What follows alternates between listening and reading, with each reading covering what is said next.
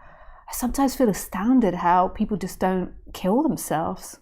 I know that sounds really dramatic, but to really believe in yourself, to me, feels so hellish, because they really believe that it's their fault, that they've got to have a happy life, that they really exist. And as you get older, you see so many painful things. Like, you have to watch your parents die, most people. You have to nurse your parents. You have to die yourself, like physical injury, dealing with finances, divorce, loss, some people war, poverty, like all these things. But people manage to survive without ever knowing this, and for some people it doesn't seem so bad, but for some of us it isn't acceptable. So we get into this subject.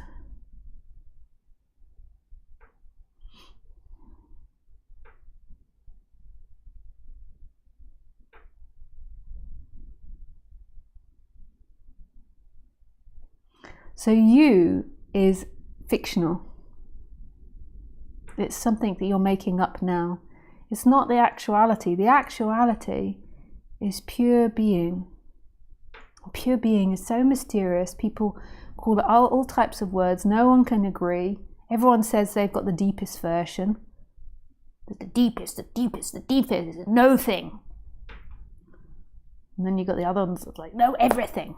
And consciousness and I amness and God, divinity, mystery, light, love.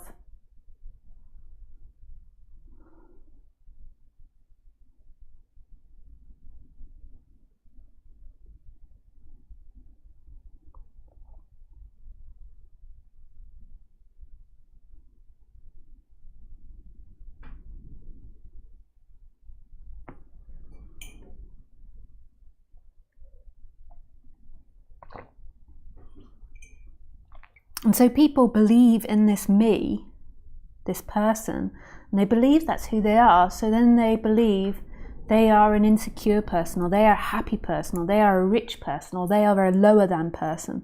And it tends to be that in most people, your mind will go negative.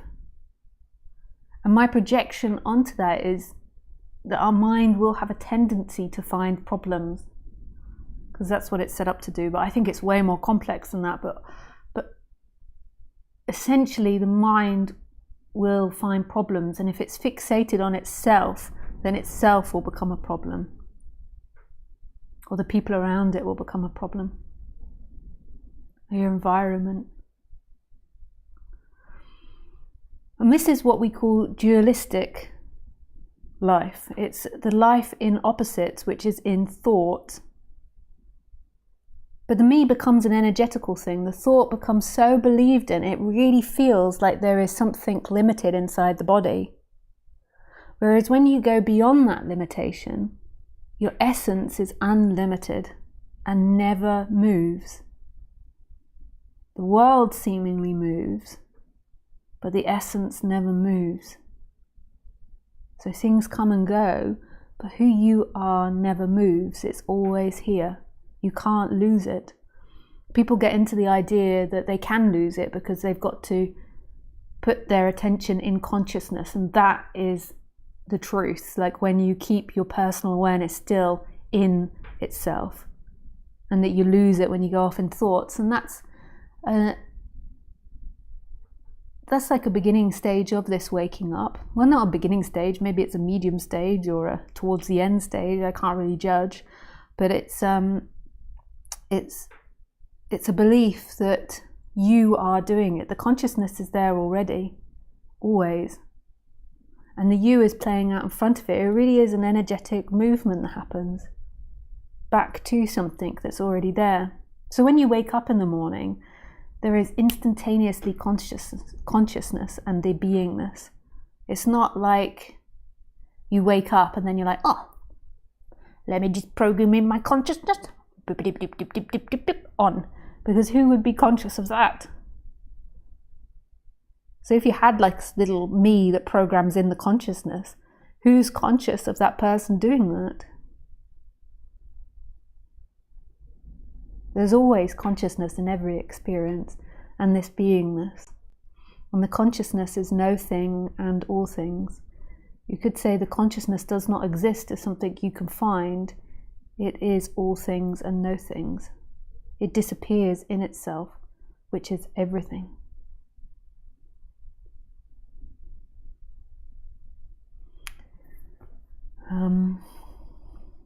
Yeah. So, what was the question again? It was about, can you still feel pain while simultaneously feeling free? So the body feels pain. It can feel emotional pain or physical pain, and they're really very similar in lots of ways. So I had emotional pain as well as physical pain when I was out in the storm, as the umbrella was hitting me, and physical of holding onto it, the rain and the wind was bashing me. So there was physical pain, but it was mild. But there was also an emotional pain. There was anger arising. Both of those are more on the painful side, but it wasn't very extreme pain. So that can arise, but there's still that consciousness that's there that is free.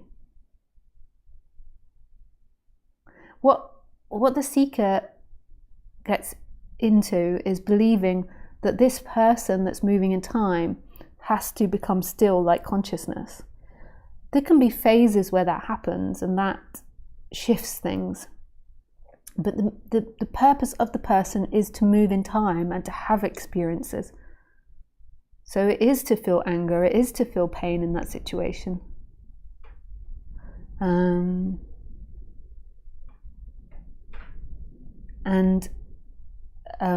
Not to be still, but the stillness is there. And there comes a point where there is a shift, and where that stillness is always present. It was always present prior, but it was always covered before. It was covered a lot of the time.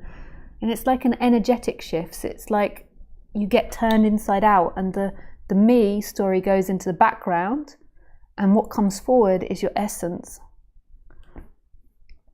And that's freedom to me. And that can be in everything. So you can have immense pain, emotional, psychological, like all of us, including myself, are going to experience psychological pain. There are some teachers that claim to no longer have any psychological pain anymore. But that's not in my experience, so I can't really talk about it.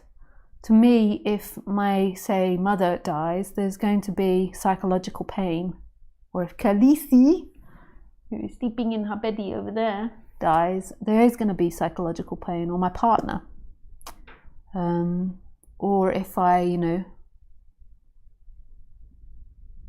see something really traumatic. And then there will have to be a working on releasing that pain from the body. And the same with physical pain, that there could be all types of things, like some people get arthritis, all types of illnesses, diseases, like the long COVID. So there can be physical pain that comes, and that too is arising in experiencing, and that's the key to it. So these pains arise, but they're no longer you. Who you are is this freedom that's beyond that. And they are something that's appearing and coming and going in you. So your essence is grounded in who you are.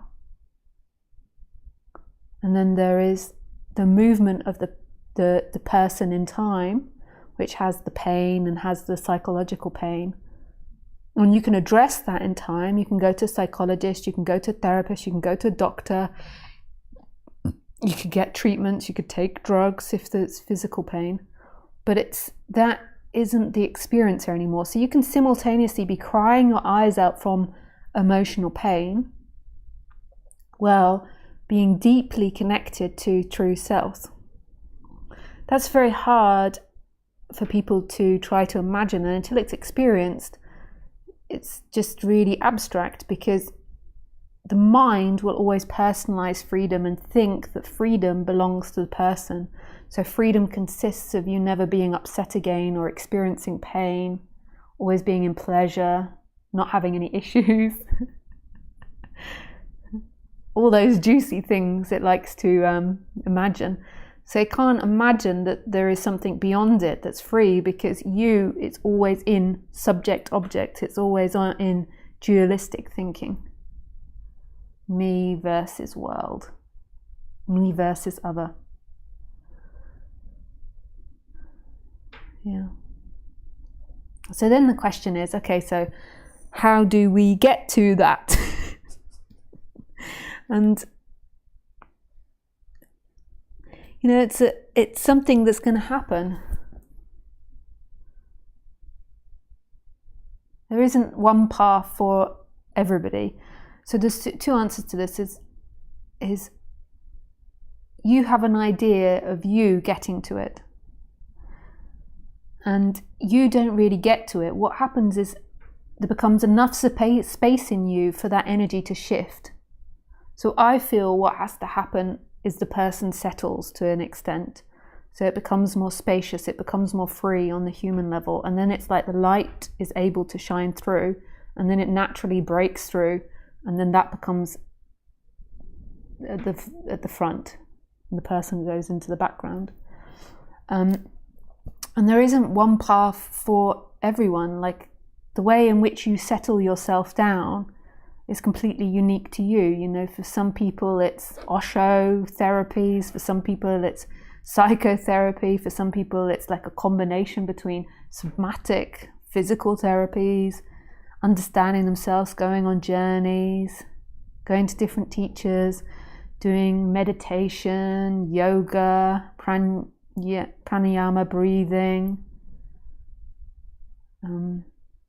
Wim Hof, it's all different things which settle the person down and allow the person to become more calm in its life. And then it listens to non-duality, it listens to this message, and something begins to bubble up.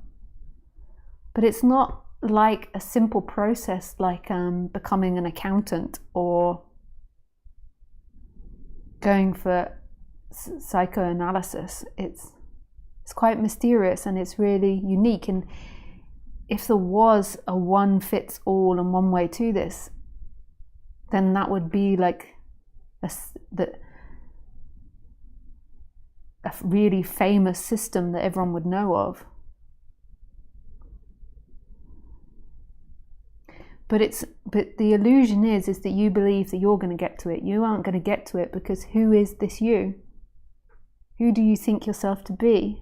So all these things are amazing things to do. So question, who is that person that's asking the question? Who is it that wants to come free? And you'll notice that you only ever find a time-bound thing. You'll find something in time that wants something. So you'll find an idea that wants something. So there's a you that has the idea that it wants to become free because it can't bear its life anymore or something, because it's seek for so many years. And that is an idea of you going through time with lots of images.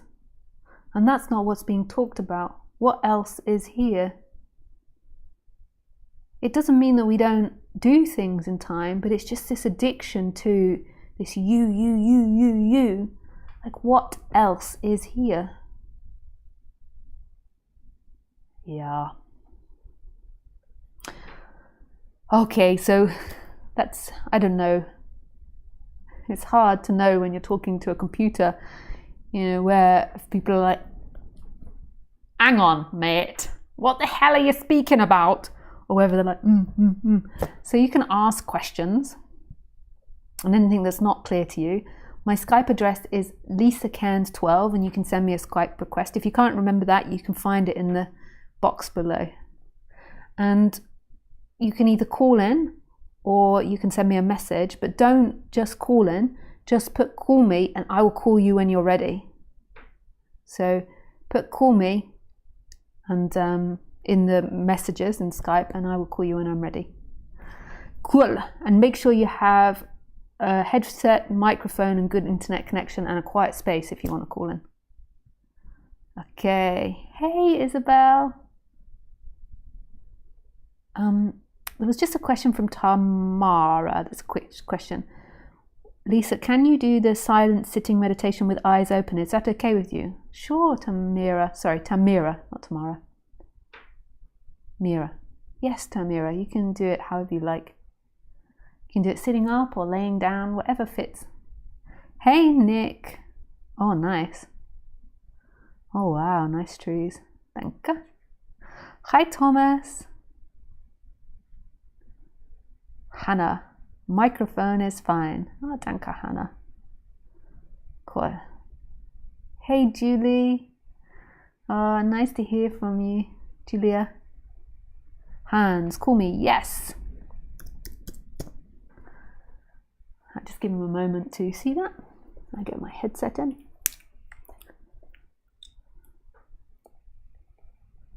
And just while we're waiting for Hans, I always forget to say this. There is another channel called Lisa Cairns dash video clips, maybe dash Osborne's channel. I'm not sure if he says that anymore. And this channel isn't run by me, but it's really nicely done. He edits all the talks I do and puts short clips out there and titles them all nicely and puts them in playlists. So you can find that. It's associated with my channel, so you can just scroll down my channel and then you'll see it. Yes, okay. Oh. Hi, Lisa. Hi, Hans. How are you? Yeah, good, thank you. How Nice. are you this afternoon? I'm good. I just came out of a 3-day fast, so a dry fast, so no food, no water for 27 hours. Yeah. Wow, it's impressive. Especially no water bit. Yeah, that was really hard, that part. I did one time, I did it before with water, but now without water, and it was also emotionally, it was intense. Yeah, it was beautiful.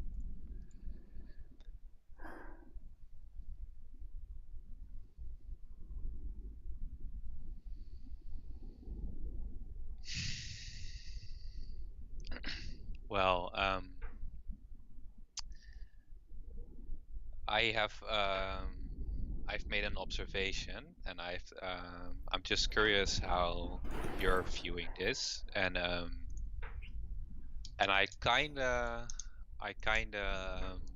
think I kinda asked you the same before, but I'm still curious to hear more about it, if that's okay. Yeah, sure.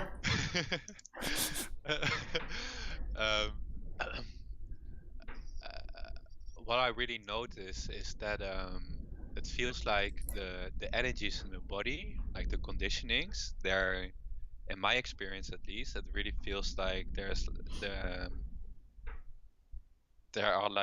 almost like there are like lessons, like your karma is like full of lessons, and kind of get like you will kind of be put in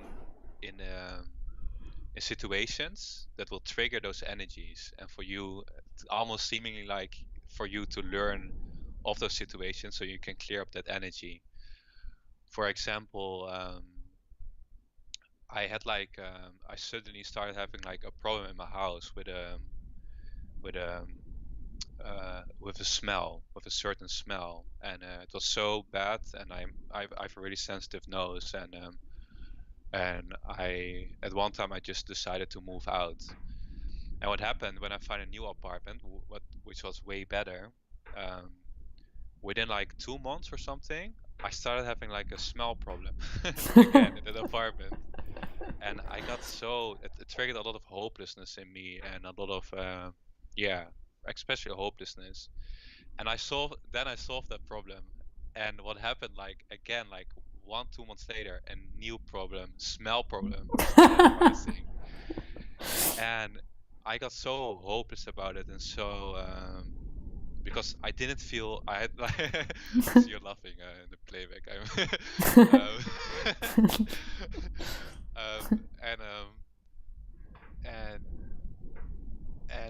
It triggered so much hopelessness in me, and because I had like this emotional stuff that I was already dealing with that was really difficult, and this added on top of that, I didn't have like a safe home where I could like deal with it. It felt like really hopeless, and at one time I even decided to, because I couldn't really care for myself anymore, because my emotional traumas and stuff like that were getting so intense, that I decided to go home to my parents for a while. And now seemingly what's happening is I have a tendency to just give up. Like if something is annoying, a conversation or whatever, I have this really big tendency to just run from it. And now it's really, this situation is really triggering. I still have that tendency, but what's becoming more clear, a new energy is shining through, and that wants me to fight for it. It wants me to handle it, handle it with my living. I don't know how to call it, like my house was. So my house was, and that's what's been happening the past few months. That every time, like, I'm fighting for it, and they're figuring it out, trying to help me, and but they're still not quite having a solution for me, and every time there's still also this tendency that's shining through that wants me to give up. But then it's almost like the universe is telling me, you have to fight for the energy. The universe they're like, if you don't fight for it, we're going to make sure that dog shit is in your walls. Rather than a dying rat, it's going to be dog shit, just all placed strategically around. That's funny, but in a way, kind of, yes. In a way, I know you're being a little bit ironic, but in a way, kind of like that, because how it feels is like it still feels genuinely like I'm running from it. And if I run now from it, if something similar happens in my life again, then I still won't be prepared to fight for my stance. Yeah. I have a few things to say to that. Firstly, when I was in India years ago, I was staying in an apartment. And I've told this story many times. I don't know if you heard it. And they decided to do construction on the apartment, but for some reason they only did construction from like about 11 at night till about 11 in the morning, and then sometimes during the day they would do it. But I presume mostly it was too hot during the day, so it was more like 10, 11 at night it would start. And they one time they built a wall. I was out during the day and they built a wall across the door. So I went back at like 10 o'clock at night and there was just no door. And I was just like, how do I get into my apartment? But anyway, that was just a side story. But anyway, one day it was in the afternoon and I went for a sleep, and they started. Most of the time, I think in the day they didn't do it so much, but they started, and I just was like, oh, I can't do it this time. I can't sleep through it. It was like the jackhammer. It was like, I was like, I really can't do it. This is just too much. They, like either through my earplugs, it felt like the floor was vibrating, and I just felt like I couldn't handle that. And so I got my stuff, and I was like, I'm going to go to a cafe, and I opened my front door, and because I felt, you know the story, because I've fed the dogs, there was 3 dogs asleep outside of my apartment. So they're right next to these jackhammers, they're right next to all these builders, and they're all like, and dogs have, I think it's something like 10 times the hearing that we do. Oh, no way. And they still managed to sleep. And I felt like that was like a really nice lesson. Yeah. In the sense that, we have all these limitations on our minds of what we can accept and what we can't accept. And I'm not saying that we go to extreme of it and that you have to accept smell. I think it's really beautiful that you fight as well to change it. But it's just seeing the nature of the mind. Like a dog who doesn't have identification and doesn't have the nature to think about something else that could be. It just is like full force sound and sleeps. And so and it doesn't mean, I'm not like making any big statements here saying that we have to accept all these things. It's just the nature of what the mind does, because we have this ability to compare of what could be and what was and what has to be. We can sometimes get too attached to it and too attached to the outcomes, and too much in the belief that freedom comes from the flow of life. It also doesn't mean that you don't do things, because if you don't do things, then you're going to end up with nothing, which could be okay, but it's quite hard to exist in Northern Europe without anything. But the illusion is that freedom comes in time. Yeah. Even with this, even when you're like analyzing yourself and you're using it as an exploration to go deeper in yourself, there's still, it's somewhere in you, and I might be wrong, that might not be happening there. There's an assumption, maybe, which makes it more intense, that freedom comes from there not being a smell, or freedom comes from standing up from yourself, or freedom comes from going through my karma. And that's all nice ideas. I'm all pro like being more balanced and seeing through our karma. But in the end, the freedom that you're really looking for is always in the present moment. It's always in what's happening, like the details of what's happening. And we can get so sucked into what we're thinking, even in the deconstruction of ourselves, like so sucked into what I need to be like, what I'm going to be like, what I should be like, fixing my karma. And in the end, it's really the sensations right here, right now, the bum on the seat. I have this light in front of me, the wind, the rain, the computer, the sound of your voice. It's all here right now. I'm free in that.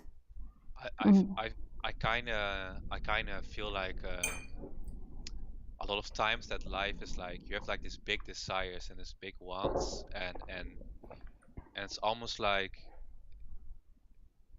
it's destined to fail in a way. It's like life is kind of like directing you to you feel like all of the love and your happiness is in all those things, and it's almost, especially the things you want the most, is a lot of times there's the most attachment in it, and maybe even the most trauma is in those spaces. For example, like people have like really bad attachments, they crave relationships really bad. And it's almost, in my experience, almost like you kind of burn through it, like this big desire, like you kind of burn through it, and at one point you naturally stop caring that much. It becomes like way more balanced. And the funny thing is, when it becomes more balanced, then it's almost like life gives you those things in a way. But that's just my experience. I'm not saying that's true, but I feel strongly about it though. It's And that's what you've got to go on in a way, even though there is no you in the end, there is only this moment. Yeah. Like you have to follow what your experience is. But it's just coming back to what is free now in your experience hands. That's a direct question. What is, like I'm asking you, like what is free now? I can't tell it. It's like I don't know. Who's listening to my voice? So there are two things. They're like this I can answer that logically, like going to, and then I'm almost answering like from a sensation, but that's not it. It's just an appearance, and then you just then.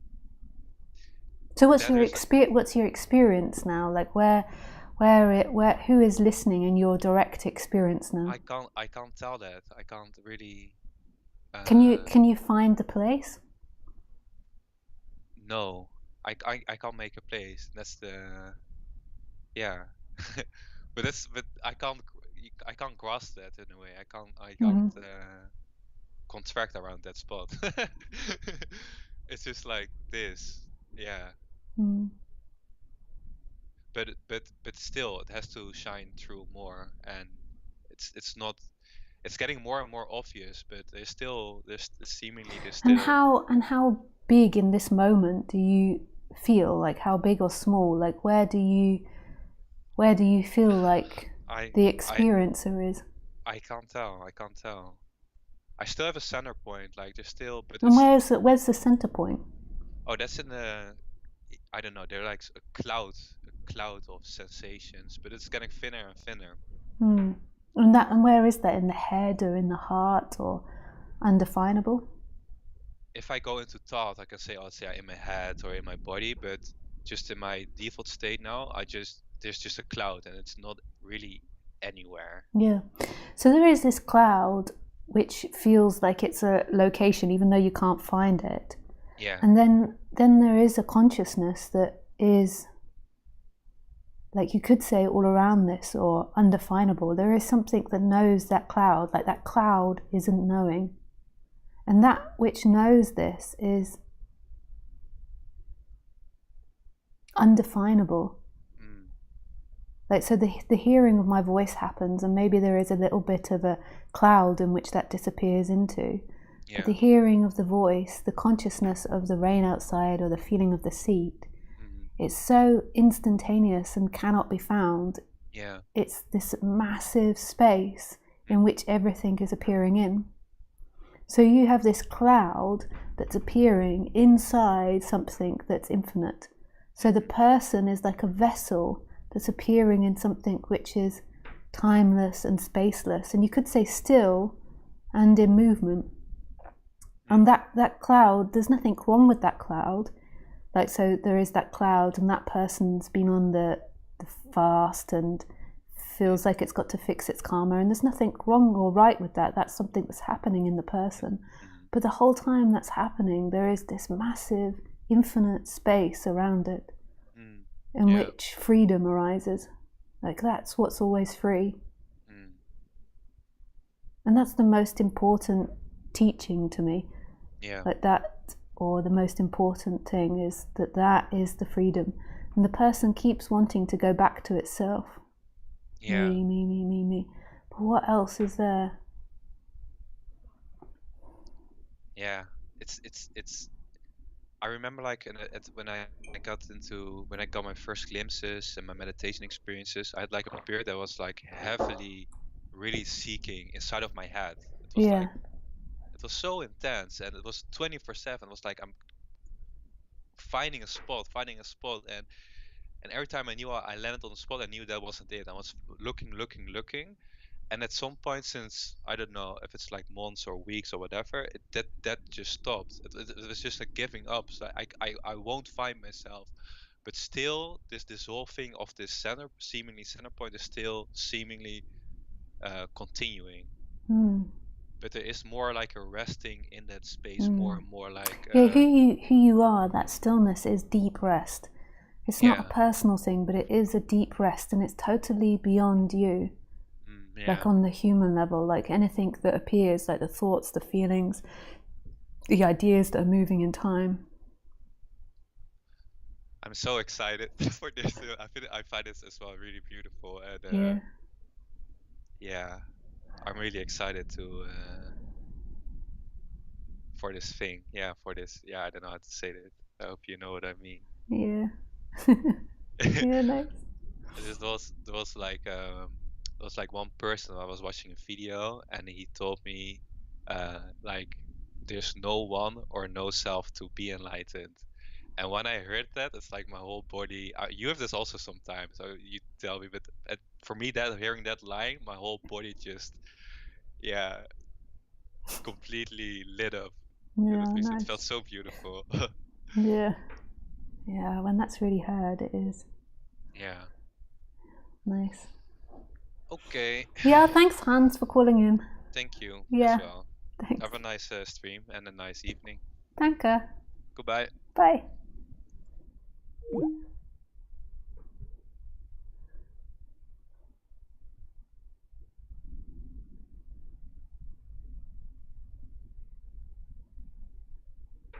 Oh, thanks, Osborne. I've turned him up now, but I only just saw your message.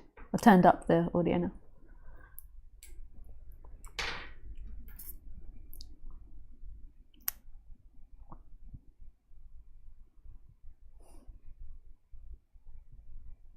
Lisa, can you do the silent sitting meditation next time? No pressure.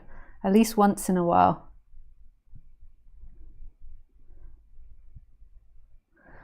Lloyd, hi Lisa. Hope you're good and not too shocked from the storm. I have a question on the I am. So I close my eyes and feel that same very strong. So I close my eyes and feel that sense very strongly, but there is a strong sense of myself looking at it, well, which gives the impression that there are two. Does that sense deepen, drop away eventually? Thanks for the lovely talk. Yeah, so like the practice of putting, say, awareness in awareness, it's like the person puts its awareness into its own awareness. So there is two. And then there is a consciousness that is conscious of that.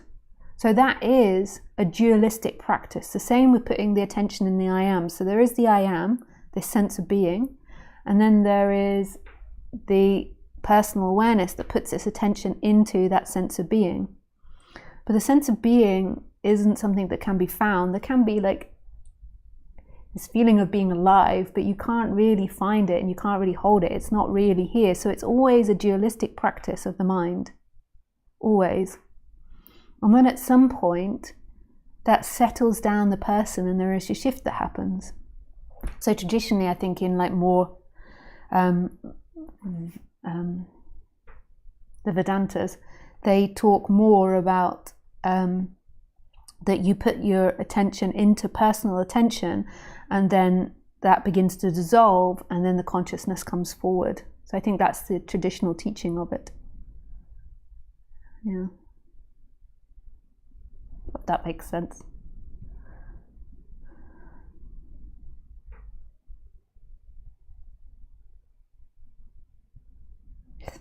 Mark Anderson. Hey Lisa, if you are taking calls, I'd like to be called. It's not, if not, yes. Just give him a moment to see this. Well, he sees that. Don't call Mark. I'm just going to go to the toilet. But while you see that and you prepare yourself, I will relieve my bladder.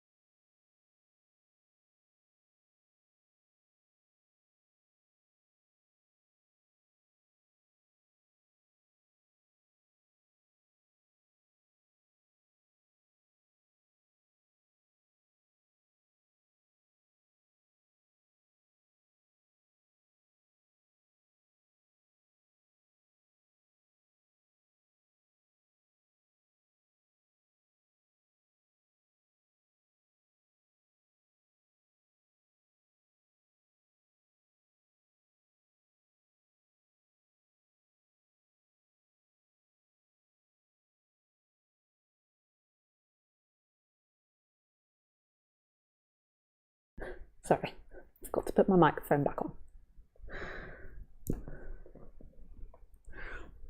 The lady is standing up. The lady. Lady.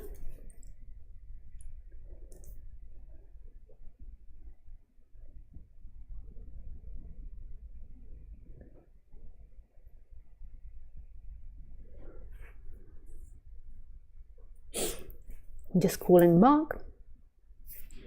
There we go. Hello?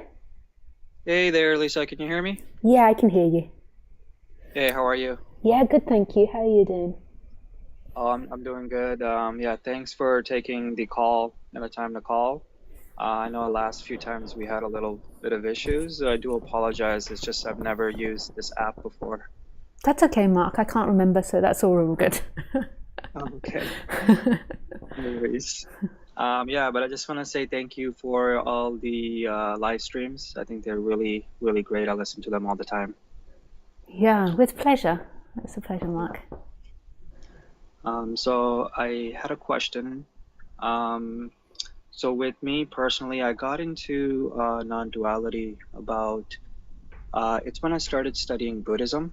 And just to touch up on the last person that was talking about where the person is located, so I actually did that meditation, the self-inquiry meditation, and it was so funny, Lisa, because the very first time I did it, when I was trying to locate where the person is located, within like 20 minutes, literally my awareness, which it was more focused like from behind the eyes. So I thought I was the person looking from the eyes, and it was heavily concentrated. But after the awareness, it suddenly went from behind my eyes, and it's like it relocated to the point where now I have a aerial view of my head almost, you know? What, so you're looking from outside your body? Yeah, so like exactly. So it literally it literally shifted. Like I could see it going like zoop, and it went from the eyes to the top of the head. I was like, whoa. This happened to a teacher of mine. I won't say their name because they might not want me to talk about it. But a teacher of mine had this as well. They were walking down the street and they were doing the practice and questioning awareness, and the awareness popped out from their eyes and started looking at them from the side. And that's what they call an awakening. But they also called it, like, I've never had an experience like that. My awakening experiences were different. But it was like an experience which proved to him that awareness isn't something that's located in the body and dependent on the body. Oh my God. And it's so direct too. It's such a direct experience, you can't even deny it, you know? Yeah. But he did find that the awareness went back into the body. So that was more of an experience that happened, which totally made it so clear that awareness wasn't dependent on the body, but it did eventually go back into the body. Because I can imagine it'd be quite hard to live from looking from outside the body. To be quite honest, like mine, like that might be like an epiphany, but to be honest, mine never did, because it's more so that you were sort of like forcing it to be behind the eyes, but mine always just stayed because that's just the way it was, you know? Yeah. So I don't know about calling that an awakening, because I have talking to certain people and they say that that is a common experience, but like they say, like having an awakening is like catching an ox, and that experience, I've been told that it's just seeing a few hairs off the ox's tail, you know? So so I don't know if to call it like that. I'm not sure. Maybe I call, in comparison to other people, I call awakenings, I say it quite liberal. Like, so the way that I mean awakenings is like it's not like something big or grand, it's just like a shift in perspective. You have all these, you can have like really small awakenings, intellectual awakenings, heart awakening, love awakening, whereas other people that you speak to might have like more of a defined, like awakening is like enlightenment or something, or stream entrant, or like the Buddhists maybe have more defined terminology of what that means. Like I remember with Buddhism, I think I remember they had like these 3 or 4 different awakenings, and that was all that could happen in the Buddhist group I was in. Like you had the stream entrance, and then something else, and then something else, and then nirvana, I think. So so I just use it really liberally. Like I even call like an intellectual understanding, I call it the intellectual awakening. Yeah. Right. Exactly. Absolutely. Yeah. So yeah, that's kind of how my journey sort of started. Oh, nice. Yeah. And so my question to you was basically, like, when I do watch these non-duality videos, something is heard, but also like with my character, it's been through a lot of like psychological trauma.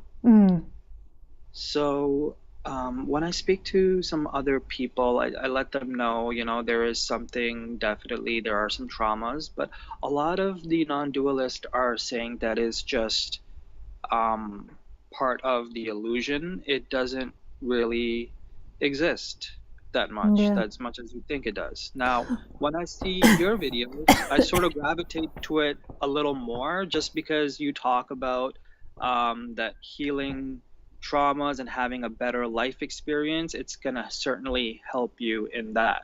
You know, so there's a big, yeah. But it is ultimately illusion, even trauma. Like, so everything that goes into time is illusion, and it is something that exists with a body-mind. Like the mind or the body, we don't really know how traumas work, but they become part of the mind body, and they get attached to that mind body.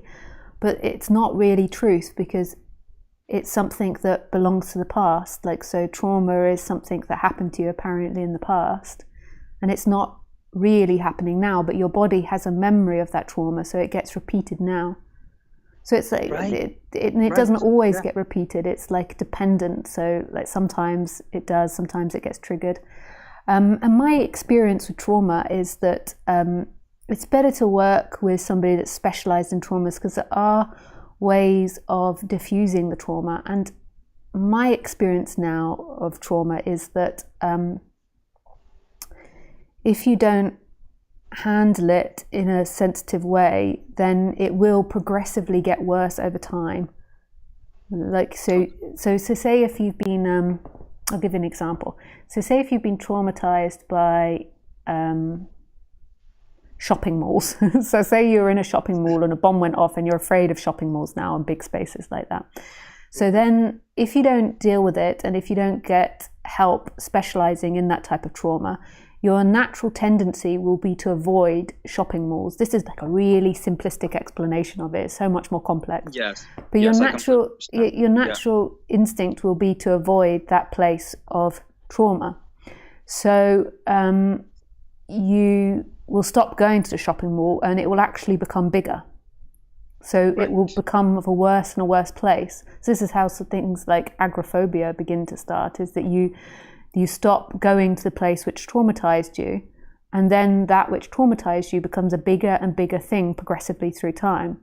So then when we get into this subject, then the next stage is we get into this subject and we think, okay, I'm going to go and meditate in shopping malls, to face my trauma. But then I would also recommend working with someone, because what you can do, and what I certainly did when I was when I was waking up, or maybe even still have sometimes done it with traumas, is that you go there and then the trauma gets stuck and it repeats itself. So you go in and you're meditating and it repeats itself, and then it doesn't really decrease or increase. It's just stuck in the trauma loop. So I would work with somebody that's studied trauma and really an expert in it. They might not speak about non-duality, but you don't need it. But there are definitely activities that can be done to reduce trauma and to make it really clear when you're getting stuck in a trauma loop, and to really decrease the energy in it so that you're not accidentally increasing it. Because if you don't deal with it, like, so say with the shopping mall example, you will it will become bigger. Like through time it will get more so. Right. It's just the nature of it. I completely understand like where you're coming from. That's exactly what it is. I think there's a book called The Body Keeps the Score. Yeah. That's a great book. Yeah, amazing. And you're absolutely, and a lot of the things that I was doing, I found out because my trauma was mainly from me being a child. I never found like a well sense of being. So I would always be putting myself into situations where there would be conflicts, until I realized that I'm doing this like almost subconsciously, like it's almost just happening by itself. Yeah. And then it kind of like reanimates it. So your brain is creating stronger neural pathways of that trauma. So this is why it's really good to work with someone, because often we're very unconscious of it, and it's very, very deep. Like, and we don't really understand how it works. So there can be people that would avoid shopping malls, or there can be people that will go to the shopping malls and keep getting re-traumatized. That's also very common, especially in relationship issues, that you get traumatized by a particular relationship, and then you keep going back to that relationship because there's some part of you that's unconsciously wants it to heal. And there's also some part of you that feels like you deserve it in some way. And it's very unconscious. And this is the problem where non-duality and trauma work clash sometimes, because there is also the point where, like when I was speaking with the last person, where it's also, there is a freedom that is beyond all of this. But it doesn't mean you don't tidy the cage, like, because the cage will begin to get very, very messy if you don't keep it tidy. Like when I say cage, I say, I don't really mean that in a bad way, but I mean the cage is in the person. Whether you're free or not, it's best to keep tidying the person. Because it's, even though it's not real, the body has certain reactions, and we seemingly live through these stories. There is seemingly this life that is played out. So yeah, and it is the difficulty, because also I see, I work with people, or I speak with people, and I can also see how they get obsessed with fixing themselves, and that's not it as well. It's like a gentle balance. It's like seeing things very specifically. Okay, so this is working on myself, but then you want to spend a good portion of the time like really experiencing what you're experiencing, not going over what's happened or how to fix yourself or how to be a better you. But then equally, you want to spend a good amount of time understanding what keeps pulling you into time, what keeps pulling you into illusion and into the person. Okay. So are you saying like eventually when we work through these traumas, we're no longer going to get pulled into the person? Or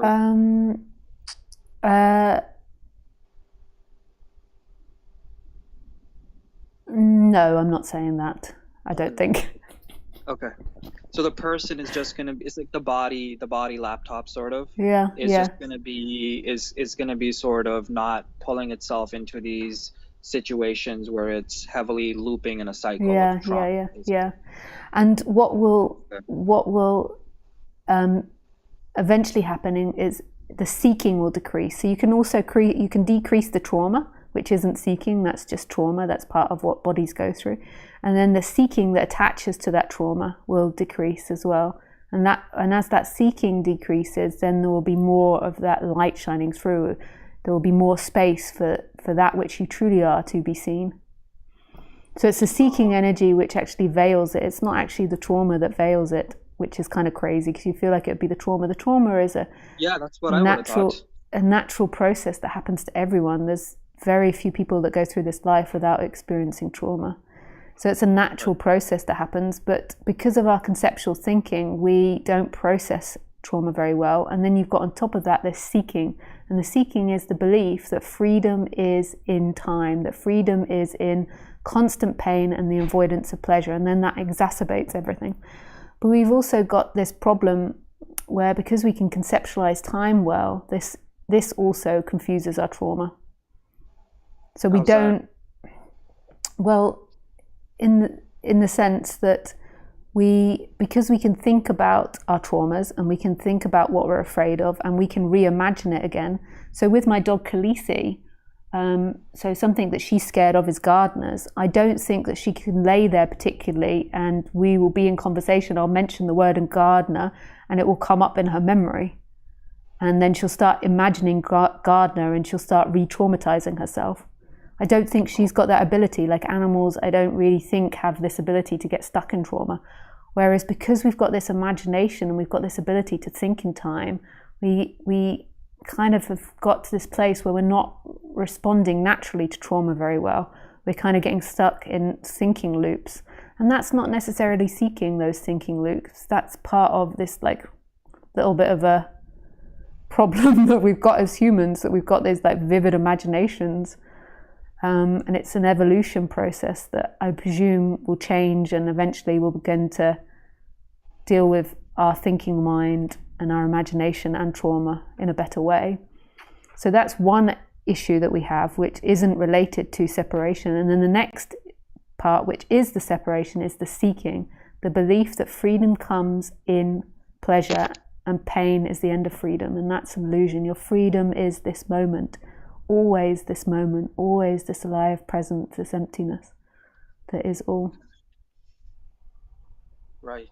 Right. Okay. Yeah. That's a lot That's to amazing. take in. I've like really blasted you with information. No, not to be honest, not really. You're just making it more clear because this Okay. is something that I've been sort of, looking at like for the past month straight. So it's just Yeah. putting things into focus. Yeah, absolutely. Yeah, and the reason I ask is because also me seeking like non-duality, getting interested in it, I wanted to make sure personally that I'm not trying to bypass something like a spiritual bypass and be like, oh no, everything is okay. Let me just, it's not even real. It didn't happen. When in Yeah. fact that if something did, it's important to do it. Yeah, totally. Yeah. And also, okay, just had one last question. Also, I don't know if you know this individual. His name is Frank Yang. No, I don't. Okay, well, he's heavily known in the spiritual world, and so he does Vipassana. He does all of those things, and what he emphasizes on is slowly breaking down the layers of the individual. And basically, he's saying as you peel the layers off, that your lens, how you view the world through, is going to be like much more clear. And he said that his reality basically completely changed because he could literally experience infinity, because the layers that we built on upon ourselves, he slowly started like dissolving everything until it just went to just the awareness. And then he said even the awareness itself got dissolved, and now he's just like, his angle is like, it's like it's like a camera almost. So I don't know if do you know anything that what he's talking about, or does that make any sense? I think it's impossible to really know what other people are talking about unless you really study them or you're inside them. Right, yeah. So I don't really want to comment on the way he speaks because I really don't know. Okay. Like all the bits that came around that explanation. But it's really beautiful, and I really enjoyed listening to it. Right. Yeah, it's basically body scanning, and you're saying, wait, I'm not this, I'm not that. And even when you're looking, like some people, when they view the world, there's a little bit of layers on them. Like they may be looking from a sense of the individual that maybe has been traumatized, maybe believes it to be this. And when you completely take away all of those layers, it's just the awareness that's left almost. That's, I don't know. But yeah, I was just thinking if that's something that should be done or not. I really hear you, but I just don't really want Yeah. to comment on other people's teaching. Right. Yeah. Of course, yeah. Yeah, it's beautiful in itself, when somebody teaches, it's like art coming through, and there's a whole complexity to it, and like it's a massive thing, and just to hear one bit, you can't really do that. Right, absolutely. But yeah, I guess that was basically that was basically it. Yeah, lovely. Yeah, thanks for calling in. I enjoyed speaking with you. Yeah, no problem, Lisa. Yeah. Definitely. Yeah. Keep listening Thanks. to you and watching your videos. It's so helpful. Oh, nice. Thanks, Mark. Okay. All right. Yeah, Bye. enjoy the rest of your stream. Thank you. Bye. Okay, bye. Out come the earplugs.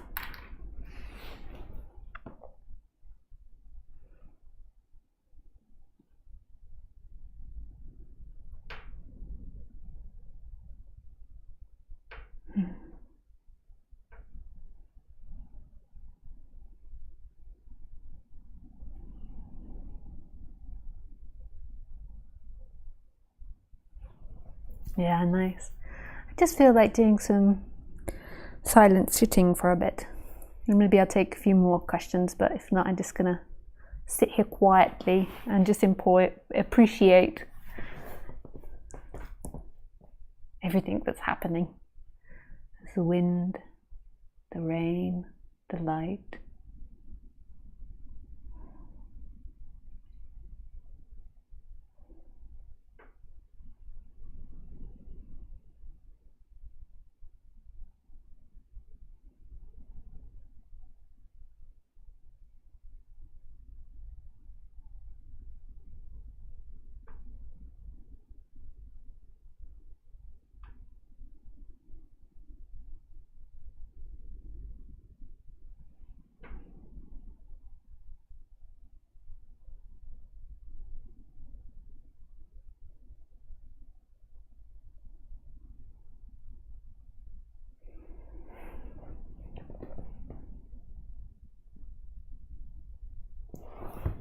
this light up. It's a bit intense sometimes on the eyes.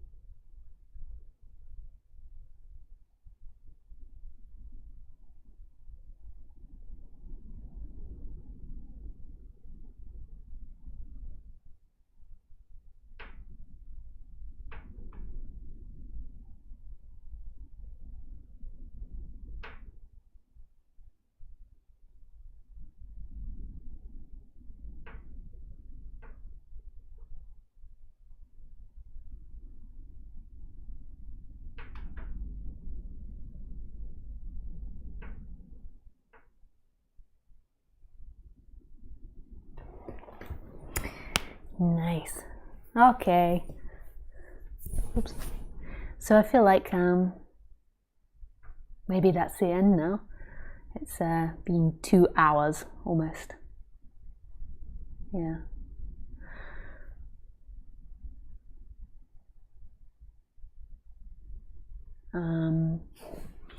Yeah. So you are welcome to join me next Sunday at 6 p.m. Oh no, not 6 p.m. 4 p.m. I've made it 2 hours earlier Because I see there's some people that didn't get their questions answered. Susan and Kate and Schumann and Asher and Anthony. Yeah, and you can ask the same question then. Yeah, I wish you everything, every goddamn thing, and Khaleesi does too. Let's see if we can get a little bit of Khaleesi. Khaleesi on the stream. I always get asked how she is.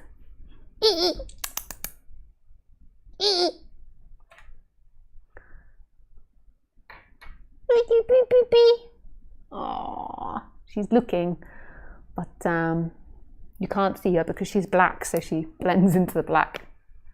And I don't know where the lights are in her. Yeah, so that's all. Yeah, lots of love.